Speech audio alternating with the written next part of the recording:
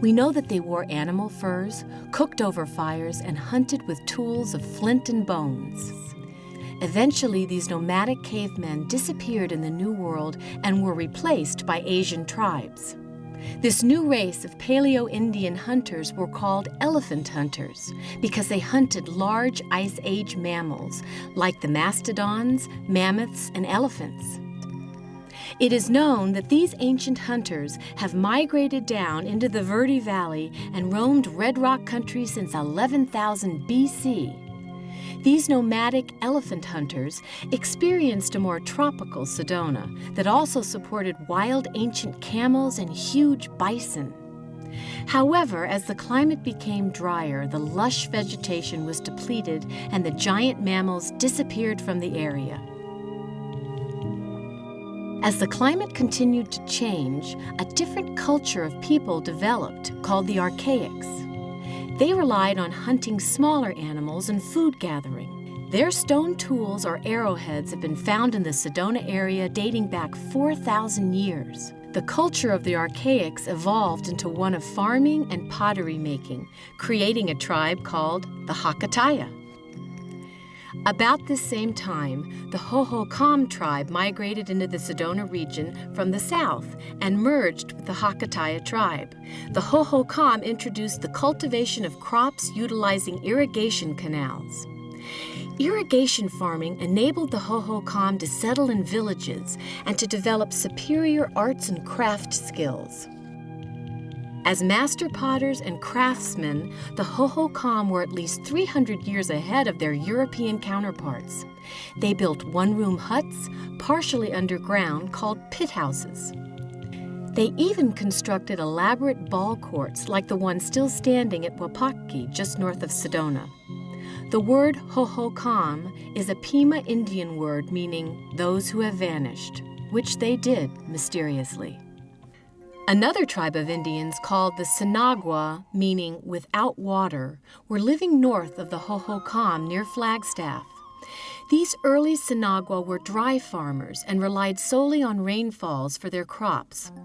They were not as sophisticated as the Hohokam, and the typical Sinagua pottery was plain brown or brick red. Around 1025 AD, the Sinagua Indians migrated to Sedona from the north and merged with the Hohokam and Hohokams. The Hohokam and early southern Sinagua Indians tilled the soil and planted crops of corn, beans, and squash.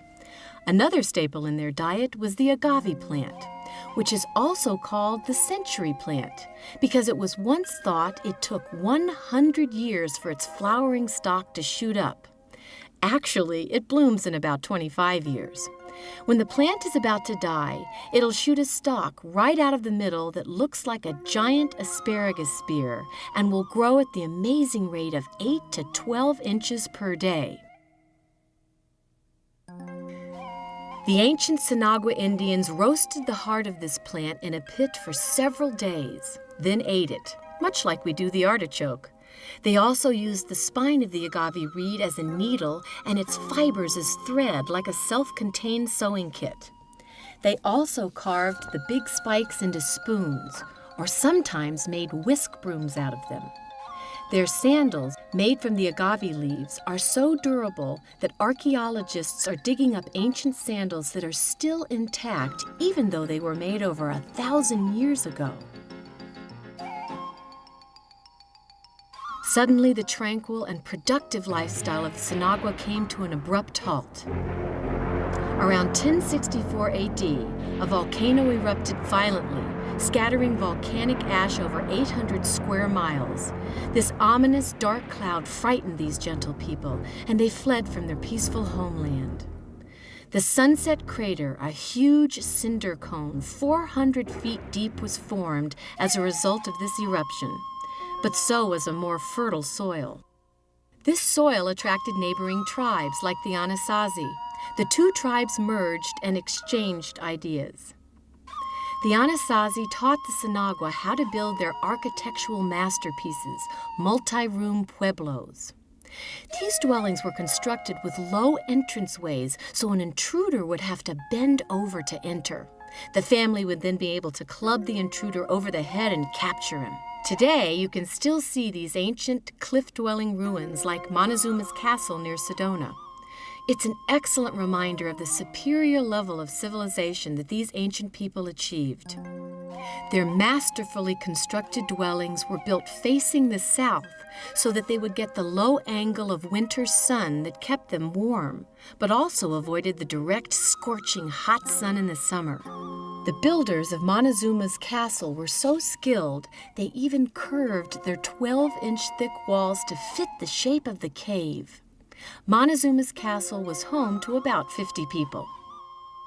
Another dwelling near Sedona is Tuzigut, which is an Apache name meaning crooked water, perhaps referring to nearby Peck's Lake.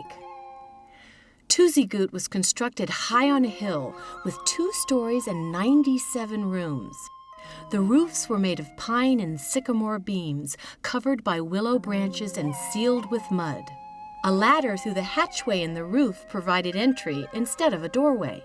By the mid-1400s, these civilized Pueblo people suddenly disappeared.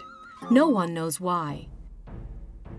There are only a few clues left by these intelligent people, like their ancient petroglyphs and pictographs on nearby cave walls. Why did they leave so suddenly, without a trace, leaving behind their corn cobs still roasting in their fires?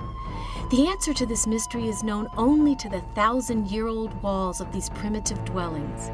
Perhaps the answer is in their crude etchings on the rocks. Are they messages in stone that could unlock their secrets and dreams? We can only imagine what it was like to walk in the steps of the Anasazi, which is a name given to them by the Navajo meaning ancient ones.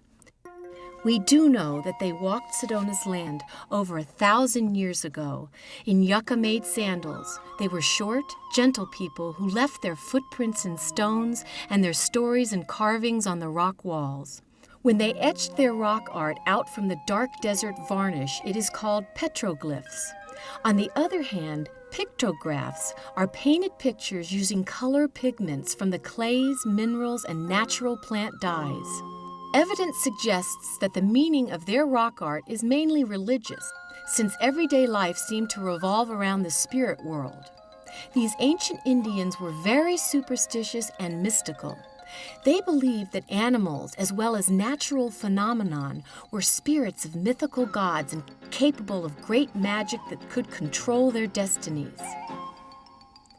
They believed that following the movements of celestial bodies was the way to follow the movements of their gods, the moon, sun, and stars. They recorded the movements of their gods of the sky with a crude solar calendar which they etched in the rock walls in such a way so the sun's rays would light up a particular section of the glyph, indicating the various solstices and seasons.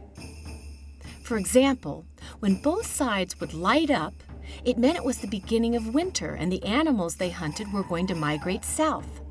This solar glyph also told them when to plant their corn, when the sun god would shine on the seedlings, and when the god of rain would water their plants. These concentric circles, or solar calendars, could only be interpreted by the shamans or high priests of their tribe. The shamans are depicted in rock art, usually with triangular bodies and horned headdresses or masked faces to distinguish them as the spirit guides. Often, supposed visions of the shamans were recorded next to their image. The concentric circle calendar was also a symbol of the shaman's gateway to the spirit world, where they received their universal knowledge, such as how to interpret the solar calendar glyph. Today, glyph interpretations vary, but many common opinions have been formed. For instance, the mountain lion portrayed in this rock art could mean that a warrior killed the lion at that location, or it could be the name of the clan of that area, or a certain spirit that ruled that particular canyon. These pictographs represent some type of combat, whether it's marking the location of a battle waged between tribes or between their supernatural gods is unknown. A somewhat humorous glyph is the hunchbacked, flute-playing Kokopelli. Kokopelli is a colorful character who is found in many ancient sites. He is very definitely male and the personification of their fertility rites. Kokopelli is the deity of potency and perhaps the most popular glyph of the Anasazi.